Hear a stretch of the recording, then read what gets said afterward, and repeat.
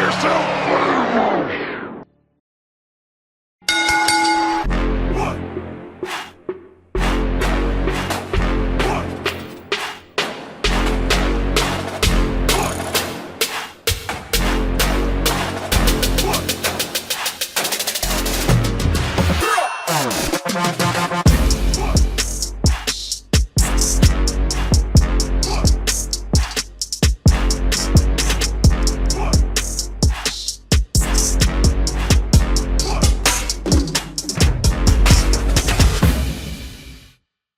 Roman, CM Punk, and of course Seth Rollins being the go-to. I thought everybody just put on a classic, in that match. And then, of course, when you see the low blow to CM Punk first, as soon as I saw Roman Reigns, move his wise man over behind him, I was like, yeah, I kind of already know where this is going. My man's about to get nut-shotted, pause, which happened. And Seth Rollins, I thought he played it perfectly. He didn't even turn around. He's just like, hey, bro, I already know what you did. Just let me finish off the job. Let me continue to do what I've been doing to this man for the past, 7 years, a decade?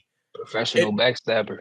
Just continue to smack this man with a... That's the crazy part. Seth Rollins always be like, man, it's your fault. Roman this powerful. It's your fault, Roman this tough. But every time we come around, there's always a point in time where Seth Rollins has to hit this man in the chair.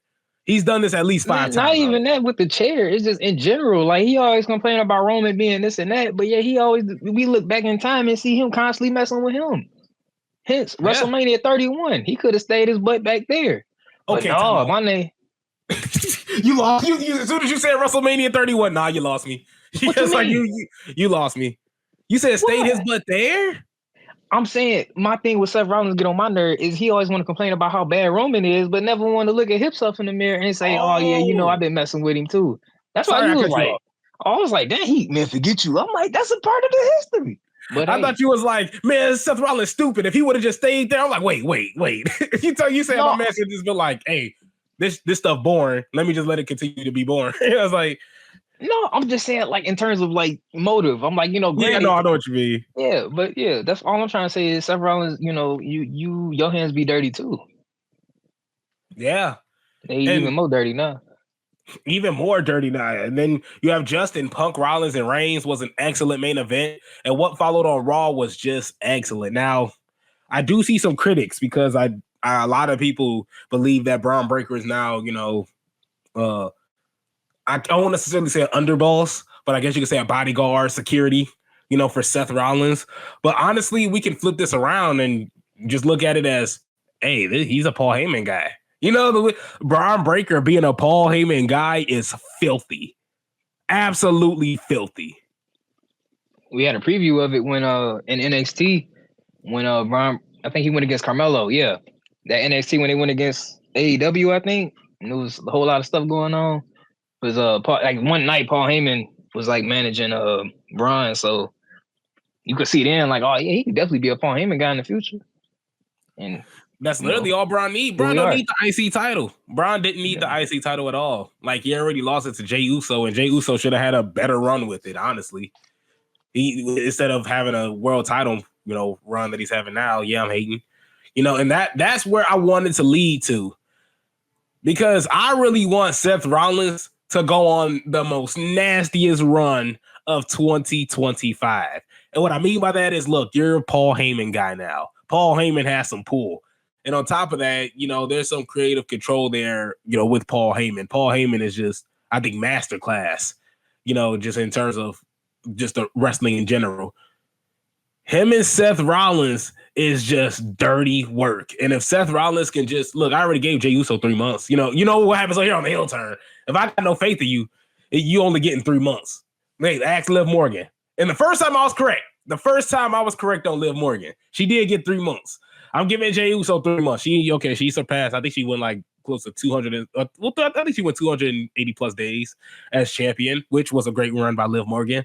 But just to reroute, I do think Seth Rollins, next target should be someone like a Jey Uso, after it's all said and done with CM Punk and Roman Reigns. But I want to see a world title run with Seth Rollins and Paul Heyman. I know Seth Rollins already had the run with the world title already. I want to see what it looks like with Paul Heyman right next to him. I just think that is going to be absolutely incredible. And then what is Bron Breakker going to do? You know, we got to see Bron Breakker advance to the main card at some point in time. When is he going to kind of split away from Seth Rollins is another question as well. I was talking about Seth Rollins potentially, at least in my eyes, having the chance of going for another world title run with Paul Heyman by his side. But of course, that leaves the question of what do you do with Bron Breakker? Is he your security guard? Is he your bodyguard? You know, what success are you going to give Bron Breakker? You know, in that situation, if Seth Rollins is going to be the guy. So, just your thoughts on the Seth Rollins, Bron Breakker, and Paul Heyman tandem, the trio. Well, first, I agree that this entire thing with Paul Heyman, you got Bron Breakker with him. This could definitely lead to another world title for Seth Rollins. I don't see why not. To me, that was the first thing I thought of. I'm like, oh, well, that's his way of becoming, you know, whatever, world champion. That seems more likely right now. But with Bron Breakker, moving forward, I mean, there's a potential towards the end of whatever this is.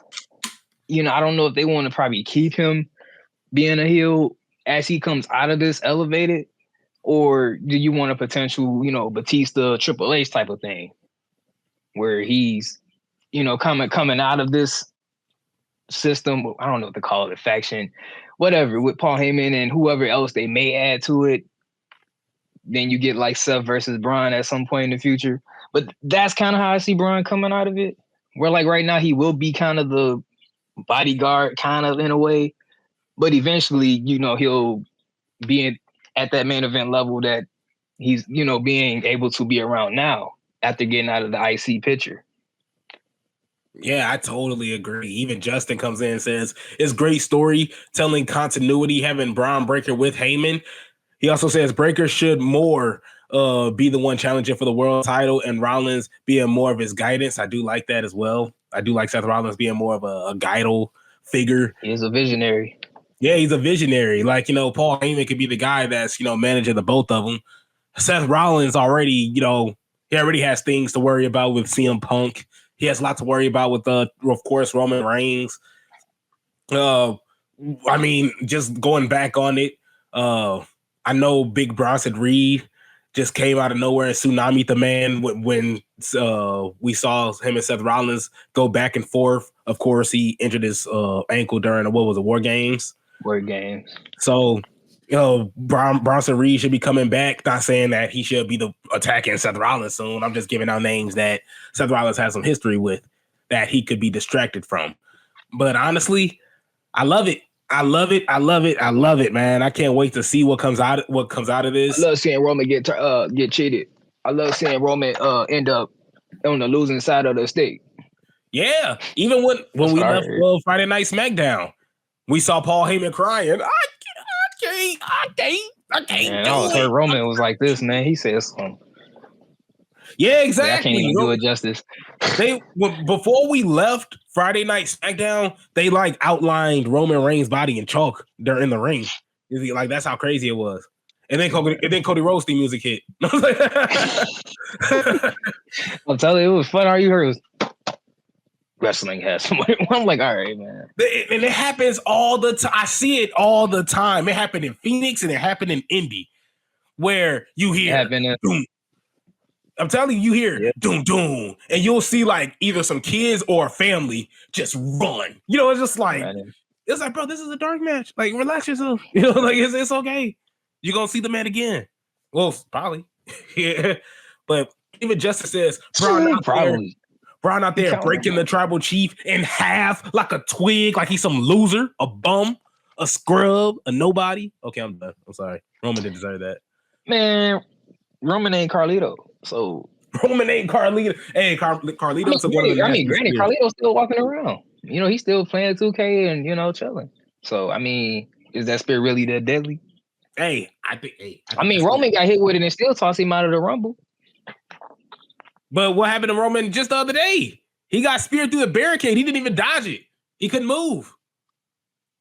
I mean, he just got done going through a grueling triple threat match at WrestleMania. And Bron Breakker went through a fatal 4-way. Hey, he younger. We almost. I ain't gonna put out my age, but yeah, you know. I'll give it to Bron Breakker though. I think Bron Breakker come to work every day. The tribal chief get that. Per time sometimes. Don't let him hear me say that.